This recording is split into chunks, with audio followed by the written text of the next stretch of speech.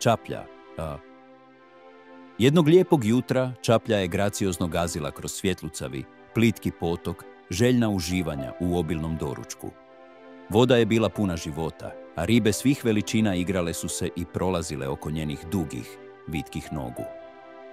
Unatoč obilju, Čaplja je s prijezirom gledala na male ribice koje su plivale u njenoj blizini. Ove sitne ribice jedva su dostojne Čapljina apetita, promrmljala je sama sebi, okrećući kljun na drugu stranu. Ubrzo nakon toga, mladi i debeli grgeč zaplivao je pokraj nje, a njegove srebrne ljuske blistale su na jutarnjem suncu.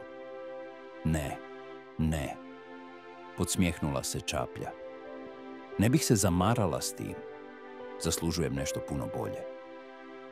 Kako je sunce sve više raslo na nebu, ribe su se postupno povlačile u hladnije, dublje vode potoka, ostavljajući Čaplju samu.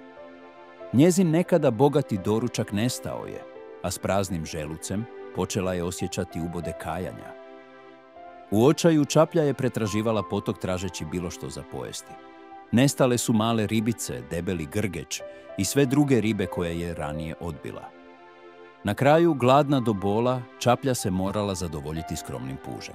Zahvalna i na najmanjem obroku, shvatila je koliko je bila u krivu zbog svoje ranije oholosti i izbirljivosti. Pouka priče je: nemojte biti previše izbirljivi, jer biste mogli završiti s najgorim ili bez ičega. Ova basna nas poučava vrijednosti zahvalnosti i praktičnosti u životu. Odbijajući prilike u potrazi za nečim boljim, Čaplja je izgubila ono što joj je već bilo nadohvat ruke.